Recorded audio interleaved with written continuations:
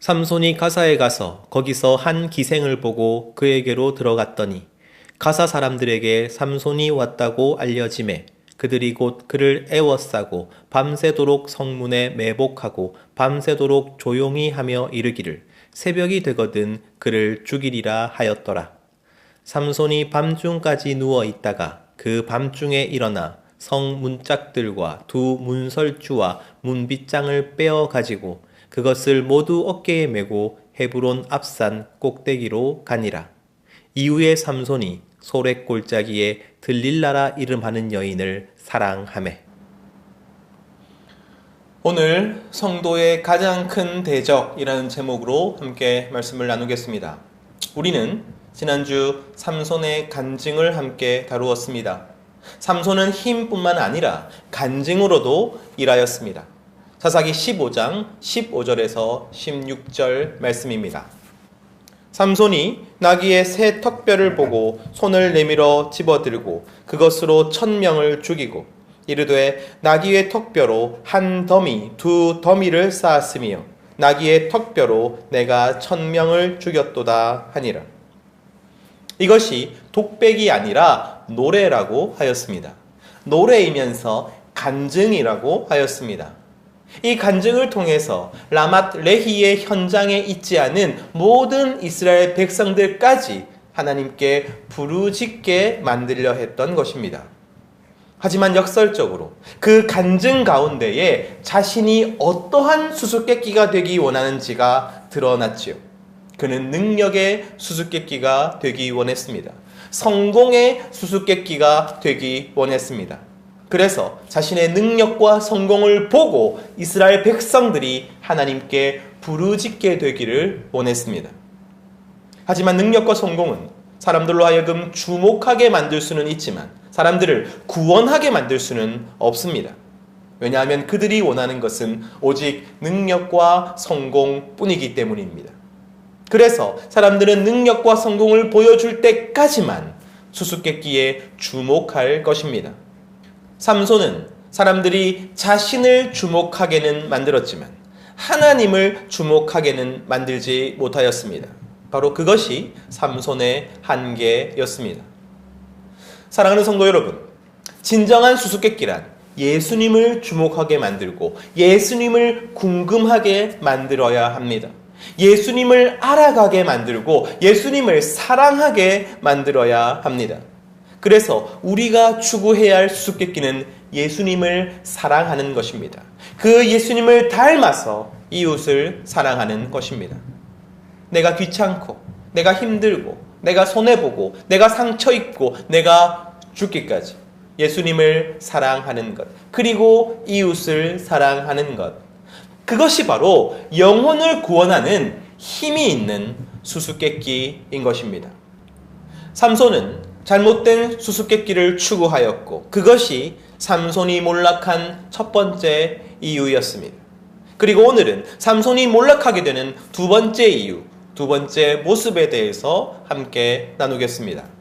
사사기 16장 1절에서 3절 말씀입니다. 삼손이 가사에 가서 거기서 한 기생을 보고 그에게로 들어갔더니 가사 사람들에게 삼손이 왔다고 알려지매 그들이 곧 그를 애워싸고 밤새도록 성문에 매복하고 밤새도록 조용히 하며 이르기를 새벽이 되거든 그를 죽이리라 하였더라. 삼손이 밤중까지 누워있다가 그 밤중에 일어나 성 문짝들과 두 문설주와 문 빗장을 빼어 가지고 그것을 모두 어깨에 메고 헤브론 앞산 꼭대기로 가니라. 지난주에 함께 나누었듯이 삼손이 가사로 간 것은 기생 때문이 아니라 성문 때문이었습니다. 한 성에서 가장 중요한 곳, 가장 엄중하게 방비되고 있는 성문을 떼어오기 위함이었습니다. 그 성문을 가지고서 삼손은 유다의 성읍인 헤브론 앞산을 오르지요. 첫 번째는 노래로 간증했다면 두 번째는 산 위에서 성문을 들고 간증합니다. 삼손은 강력한 힘과 의지로 헤브론 앞산 꼭대기에 서 있습니다. 사람들은 삼손이 예쁜 여자만 보면 정신을 못 차린다고 생각합니다. 그래서 결국에는 여자 때문에 망하고 말았다고 말하지요. 하지만 삼손은 절대로 정욕에 휘둘리고 자기 멋대로 행동하는 천방지축이 아닙니다. 여자와 관련하여서도 그렇습니다. 첫 번째 여인인 딥나의 여인도, 두 번째 여인이었던 가사의 기생도 삼손이 그저 이용했던 대상이었습니다. 오히려 젊고 혈기가 넘치는 삼손은 아름다운 여인들과 함께 하면서도 자기의 소명과 목적을 잊지 않았습니다. 그렇게 보면 그의 의지와 믿음이 대단하다고도 할 수 있죠. 그런데 너무나 이상한 일이 일어납니다. 사사기 16장 4절 말씀입니다. 이후에 삼손이 소렛 골짜기에 들릴라라 이름하는 여인을 사랑하매. 성경은 그 어떤 전조도 없이 곧바로 삼손이 소렛 골짜기에 들릴라라 이름하는 여인을 사랑하게 되었다고 기록합니다. 사실 저처럼 삼손을 긍정적으로 해석하면 문제가 되는 것이 바로 이 구절입니다. 그 이전 딥나의 여인과 가사의 기생에게는 아무런 문제도 없었던 삼손이 갑작스럽게 들릴라 앞에서 무너지기 때문입니다. 그래서 그 이전에도 여인에게 한눈을 팔고 정욕에 약했는데 결국 들릴라까지 사랑하게 된 것이다. 이 해석이 더 자연스럽게 들리는 것이죠. 하지만 사랑하는 성도 여러분, 저는 삼손의 실패가 갑자기 이루어진 것이 아니라고 생각합니다. 그리고 그 사실을 여인들이 보여주고 있다고 생각합니다. 먼저 제가 주목하는 부분은 바로 이름입니다. 왜 딥나에서는 여인이고 가사에서는 기생인데 소렛 골짜기에서는 들릴라라 이름하는 여인을 기록하고 있을까요? 세 여인 중에 가장 악한 여인이어서입니까? 아니면 가장 아름다워서인가요? 아니면 가장 비중이 있고 삼손을 결정적으로 파멸시키기 때문입니까? 물론 그럴 수도 있지만 가장 중요한 이유는 들릴라라는 그 이름 자체에 있습니다. 본문은 소렛 골짜기에 들릴라를 사랑했다가 아닙니다. 들릴라라 이름하는 여인을 사랑했다입니다. 그러니 그 이름의 의미가 중요한 것이죠. 들릴라라는 단어와 아주 유사한 히브리 단어가 있는데 그 단어는 바로 밤입니다. 라엘라라고 하는데 이스라엘 사람에게는 두 단어가 비슷하게 들립니다. 그래서 이스라엘 사람들이 들릴라라는 이름을 들으면 바로 밤을 떠올리게 되는 것입니다. 우리 같으면 김 깊은 밤, 조 어두운 밤 이런 식의 이름이 되는 것이죠. 들릴라는 어둡고 깊은 밤이었습니다. 그리고 사랑하는 성도 여러분, 삼손의 이름의 뜻은 무엇일까요? 삼손이라는 이름의 뜻은 태양 혹은 작은 태양이라는 뜻입니다. 그러니 이렇게 대비가 되는 것입니다. 밝게 빛나는 태양인 삼손과 그리고 깊고 어두운 밤인 들릴라. 태양이 강렬하게 쬐는 밝은 낮과 어둠이 주위를 삼켜서 캄캄한 밤은 너무나도 다르지요. 그래서 낮과 밤이 변하는 순간은 너무나도 극적일 것만 같습니다. 그러나 석양의 순간을 관찰해 본 사람은 그렇지 않다는 것을 잘 알고 있습니다. 낮이 밤으로 변하는 순간은 알아챌 수 없습니다. 언제 어떻게 어두워지는지 알 수 없을 정도로 서서히 천천히 어두워져 갑니다.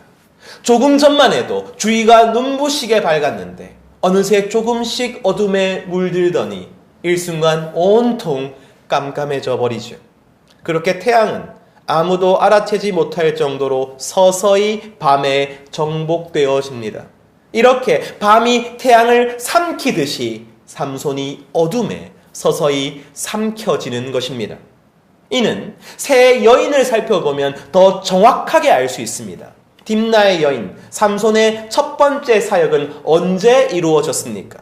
태양이 밝게 빛나는 낮에 이루어졌습니다. 사사기 14장 18절 말씀입니다. 일곱째 날 해 지기 전에 성읍 사람들이 삼손에게 이르되 무엇이 꿀보다 달겠으며 무엇이 사자보다 강하겠느냐 한지라. 삼손이 그들에게 이르되 너희가 내 암송아지로 밭갈지 아니하였더라면 내 수수께끼를 능히 풀지 못하였으리라 하니라. 해 지기 전에 삼손이 딥나의 여인과 결혼하고 수수께끼를 내고 블레셋의 농작물을 태우고 에담바이로 도망가고 낙타 턱뼈로 1000명을 죽이는 그 모든 일은 해 지기 전에 일어난 일이었습니다. 그는 자신의 이름처럼 밝고 강력하게 사역하였습니다. 하지만 시간이 흘러 가사의 기생에게 들어갔던 때는 언제입니까? 사사기 16장 2절에서 3절 말씀을 다시 한 번 더 읽겠습니다.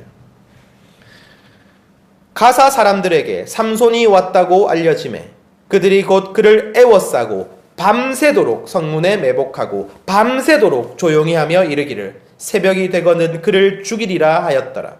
삼손이 밤중까지 누워있다가 그 밤중에 일어나 성문짝들과 두 문설주와 문 빗장을 빼어가지고 그것을 모두 어깨에 메고 헤브론 앞산 꼭대기로 가니라. 삼손이 가사의 기생에게 들어가는 이 본문은 이상할 정도로 밤에 대해서 이야기하고 있습니다. 삼손이 가사로 가서 한 기생에게 들어갑니다. 그러자 가사 사람들이 밤새도록 성문에 매복합니다. 밤새도록 조용히 하며 삼손을 죽이려고 기다립니다. 그리고 밤중까지 누워있다가 그 밤중에 삼손이 일어나죠. 가사에서는 밤이 되었습니다. 사랑하는 성도 여러분, 딥나에서 밝은 낮에 움직였던 삼손은 가사에서 밤중까지 누워 있습니다. 이는 그의 영적인 상태를 보여주는 것입니다. 성경은 가사에서 반복적으로 밤이라는 단어를 강조하면서 밤이 지나면 삼손이 실패할 것임을 암시합니다. 그러나 삼손은 밤이 지나도록 누워있지 않습니다. 아직 밤에 완전히 정복당하지는 않았던 것이지요. 자신의 사명과 그리고 가사에 온 목적을 기억하고 그 밤중에 일어납니다. 그리고 성문을 떼어서 어깨에 메고 돌아옵니다. 그렇게 놀라운 일을 해내었습니다. 그러나 딥나와 가사 그리고 소렉 골짜기는 연속성 가운데 있습니다. 딥나의 여인과 가사의 기생과 그리고 들릴라는 삼손이 어둠에 조금씩 삼켜져 왔음을 보여주는 것이죠. 삼손은 조금씩 약해졌습니다. 계속되는 좌절과 강팍한 백성 앞에서 그는 밤중까지 누워 있습니다. 그는 조금씩 어두워져 가고 있으며 무너져 가고 있습니다. 그리고 시간이 지나자 그는 더 이상 일어나지 못합니다. 삼손은 그의 빛을 완전히 잃어버리고 들릴라를 사랑하게 되었습니다. 밤을 사랑하게 되었습니다. 사랑하는 성도 여러분, 들릴라를 만나기 이전에는 삼손이 아무런 문제가 없었던 것이 아닙니다. 그가 그 전에는 아무런 문제가 없었는데 들릴라가 너무 아름답고 매력적이라서 혹은 들릴라의 유혹이 너무나도 강력해서 굴복한 것이 아닙니다. 태양인 삼손은 조금씩 빛을 잃어가고 있었습니다. 태양인 삼손은 조금씩 밤에 삼켜져 왔습니다. 들릴라 앞에서 완전히 무너지기 전에 말이죠. 아무리 외쳐도 이스라엘 백성들은 돌이키지 않습니다. 아무리 대단한 승리를 거둬도 블레셋은 끄떡하지 않습니다. 좌충우돌 부딪혀도 자신은 여전히 혼자입니다. 그 시간들 가운데 조금씩 무뎌지고 약해졌던 것입니다. 그는 들릴라 앞에서가 아니라 시간 앞에서 무너진 것입니다. 사랑하는 성도 여러분, 사사기 강의 전체의 전제가 무엇입니까? 사사와 백성이 닮아간다는 것이었죠. 삼손은 사사기 이스라엘 백성을 그대로 보여주고 있습니다. 그들이 하나님께 부르짖지 않는 것이 진짜 실패라고 하였지요. 그리고 그들은 블레셋의 지배 밑에서 하나님께 부르짖지 않게 된 것이 아닙니다. 그들의 실패는 블레셋 때문이 아니에요. 블레셋이 유독 강력하고 포악하며 유혹적이라서가 아닙니다. 그들은 이전의 시간들 속에서 조금씩 무너져가고 있었습니다. 그들의 삶은 불순종과 징계 그리고 회개의 반복이었습니다. 그들은 끊임없이 하나님을 떠났고 하나님은 끊임없이 그들을 돌이키셨습니다. 하지만 그 시간 가운데 이스라엘 안에 생겨난 것은 강팍함이었습니다. 그 시간은 이스라엘로 하여금 더 이상 하나님을 찾지 않게 만들었습니다. 이제 그들은 각기 제 살 길을 찾으려 합니다. 하나님의 은혜에는 이기적이 되고 하나님의 징계에는 무덤덤해졌습니다. 내가 포기해야 할 것이 아깝고 내가 치러야 할 대가가 부당해 보입니다. 그래서 그들은 결국 자기 소견에 옳은 대로 살아가게 되었던 것입니다. 삼손처럼 그들도 시간 앞에서 무너졌던 것입니다. 오늘 우리는 성도의 가장 큰 대적인 시간을 마주합니다. 성도에게는 대적이 있습니다. 탐욕이나 이기심이나 혹은 정욕일 수도 있습니다. 돈이나 권력이나 명예일 수도 있습니다. 악한 시스템이나 때로는 사람일 수도 있지요. 하지만 시간이 우리의 대적이라고 생각하는 사람은 드뭅니다. 하지만 시간은 성도에게 중립적이지 않습니다. 이 땅의 모든 것이 죄로 인하여 오염되었기에 시간 또한 죄로 인하여 오염되었습니다. 그래서 거룩하고 진실되며 사랑하는 것은 시간 속에서 점점 무뎌지고 약해집니다. 반면에 악하고 이기적이고 파괴적인 것은 시간 속에서 점점 더하여지고 강하여져 갑니다. 그래서 성도가 긴장하지 않으면 시간 앞에서 무너질 수밖에 없는 것입니다. 우리 자신을 돌아보기 원합니다. 혹시 우리 안에 있는 좋은 것들을 무뎌지고 흐려지게 만드는 시간을 보내고 있지는 않습니까?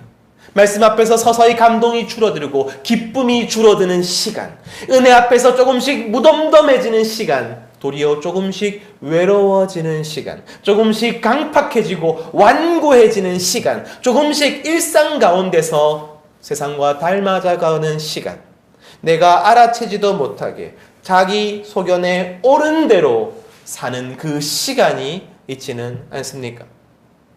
반대로 우리 삶 가운데 있는 문제, 우리를 괴롭히는 죄와 악한 습관들은 그냥 갑자기 생긴 것이 아닙니다. 지긋지긋한 고통과 쓴 뿌리는 그냥 갑자기 우리 삶 가운데 드러난 것이 아닙니다. 관계의 어그러짐과 날카로운 상처 또한 한순간에 생겨난 것이 아닙니다. 그것들은 축적되어 온 것입니다. 진행되어 온 것입니다. 마치 태양이 점점 빛을 잃어가듯 점점 밤이 되어가듯 시간 가운데서 우리 속에 쌓여온 것입니다. 사랑하는 성도 여러분, 그래서 우리는 결국 시간 속에서 깨어 있어야 합니다. 우리도 삼손처럼 세상의 빛으로, 세상의 태양으로 살아야 하는 존재입니다. 그래서 시간 속에서 깨어있지 못하면 그 빛을 잃어버리게 되는 것입니다. 데살로니가 전서 5장 5절에서 8절 말씀입니다. 너희는 다 빛의 아들이요 낮의 아들이라. 우리가 밤이나 어둠에 속하지 아니하나니 그러므로 우리는 다른 이들과 같이 자지 말고 오직 깨어 정신을 차릴지라. 자는 자들은 밤에 자고 취하는 자들은 밤에 취하되 우리는 낮에 속하였으니 정신을 차리고 믿음과 사랑의 호심경을 붙이고 구원의 소망의 투구를 쓰자. 저는 이 말씀이 삼손에 대한 주석 같다는 생각을 합니다. 삼손과 같은 믿음과 의지와 지혜와 능력을 가진 사람도 정신을 차리고 깨어있지 못하니 시간 속에서 그 빛을 잃어버리고 마는 것입니다. 그렇다면 우리는 어떻게 시간 속에서 빛을 계속 유지할 수 있을까요? 저는 오늘 대표적인 두 가지 방법을 말씀드리고자 합니다. 그 첫 번째는 지금 바로 여기서 조그만 빛이라도 비추는 것입니다. 순종을 미루지 않는 것입니다. 사랑하는 성도 여러분, 우리가 시간 앞에서 착각하는 것은 시간이 아직 많이 남아있다고 생각하는 것입니다. 특별히 성도에게 있어서 그러합니다. 내 앞에 작은 일에 순종하지 않고 지금 내게 주신 말씀에 순종하지 않고 성령께서 지금 주시는 감동에 순종하지 않아도 내게는 시간이 있다고 생각하는 것이죠. 왜냐하면 우리는 이미 구원받았기 때문입니다. 의무는 구원받음으로 끝났고 이후의 시간은 우리에게 자유롭게 주어졌다고 생각하기 때문입니다. 하지만 그러한 시간이 있다 하더라도 만약 내가 아무것도 하지 않는다면 그 시간 동안 나는 더 어두워질 것입니다. 지금 빛나지 않으면 나는 더욱 밤에 가까워지게 될 것입니다. 결국 나는 밤에 삼키우게 될 것입니다. 시간 속에서 깨어 있을 수 있는 방법은 핑계대지 않고 지금 내가 할 수 있는 순종을 바로 하는 것입니다. 예를 들어 우리 교회에 고3 성도가 있습니다. 그리고 아주 중요한 시험을 앞두고 있죠. 지금 몇십 일이 남았습니다. 그 시험에서 최선을 다해서 후회 없는 결과를 얻는 것이 중요하죠. 그런데 갑자기 이 성도에게 하나님이 이웃을 사랑하기 위하여, 친구를 사랑하기 위하여 어떤 귀찮은 일을 하라고 마음에 감동을 주시는 것입니다. 그런데 한편으로 미뤄두고 싶은 것이죠. 지금은 더 중요한 일이 있으니 나중에 하고 싶은 것입니다. 왜냐하면 아직 시간이 있다고 생각하니까요. 어쩌면 그래도 될지 모릅니다. 크게 상관없는 일일지도 모릅니다. 하지만 문제는 그렇게 함으로써 내가 점점 무뎌지고 흐려진다는 사실입니다. 사소하고 작은 순종을 미뤄둔 시간만큼 우리가 밤에 삼키우게 된다는 사실입니다. 바로 그것이 시간 앞에서 무너지는 전형적인 모습인 것이죠. 그리고 시간 앞에서 정신을 차리고 깨어 있을 수 있는 두 번째 방법입니다. 삼손은 진실로 태양같이 밝게 빛나는 빛이었지만 그는 혼자였습니다. 그리고 혼자였기 때문에 시간 앞에서 어쩌면 질 수밖에 없었을지 모르겠습니다. 우리는 태양 같지는 않으나 우리는 작은 촛불 같은 빛일 뿐이나 그러나 함께 빛나기를 원합니다. 서로를 돕고 서로를 사랑하고 서로를 위하여 진실로 서로를 위해서 빛나기를 소원합니다. 이 공동체가 존재하는 중요한 이유 중에 하나는 서로를 묶어서 쉽게 끊어지지 않게 하는 것입니다. 전도서 4장 12절 말씀입니다. 한 사람이면 패하겠거니와 두 사람이면 맞설 수 있나니 세 겹줄은 쉽게 끊어지지 아니하느니라. 함께 말씀을 나누기 원합니다.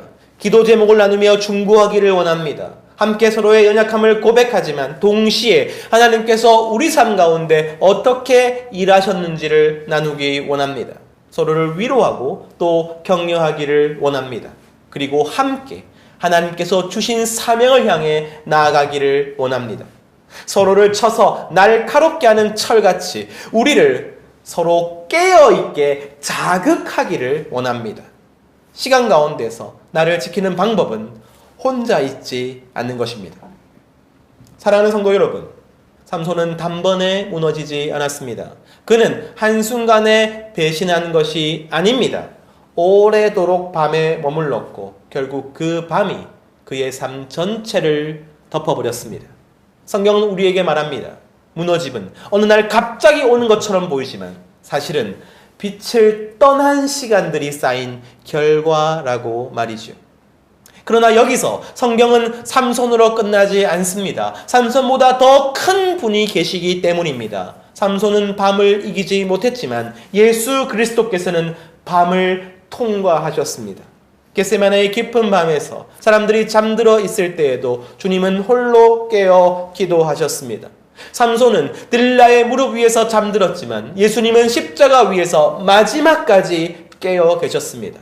그러므로 삼손은 자신의 머리털이 깎일 때 힘을 잃었지만 예수님은 자신의 생명을 내어주심으로 우리를 살리는 능력이 되셨습니다. 그러므로 사랑하는 성도 여러분, 우리가 끝까지 빛 가운데 살아갈 수 있는 이유는 우리의 경계심이 강해서가 아닙니다. 우리의 결단이 완벽해서도 아닙니다. 우리가 빛의 잠으로 남을 수 있는 유일한 이유는 그리스도께서 우리를 위해 끝까지 빛으로 서 계셨기 때문입니다. 우리는 때때로 졸고 때때로 무너지고 때때로 삼손처럼 밤에 머물고 싶어질 때가 있습니다. 그러나 그때마다 우리를 붙드시는 분은 이미 밤을 이기신 예수 그리스도이십니다. 그러므로 그 예수님을 의지하여 깨어있기를 소원합니다. 혼자 깨어있으려 하지 마십시오. 그리스도 안에서 깨어있으십시오. 빛이신 주님께 다시 시선을 돌리고 말씀으로 자신을 점검하며 서로를 붙들어주는 공동체 안에서 거하기를 원합니다. 그리하여 삼손처럼 한순간 빛나다 사라지는 것이 아니라 비록 연약해 보일지라도 끝까지 빛을 향해 걸어가는 삶, 마침내 참된 태양이신 예수 그리스도를 닮아가는 삶이 우리 모두의 삶이 되기를 간절히 소원합니다.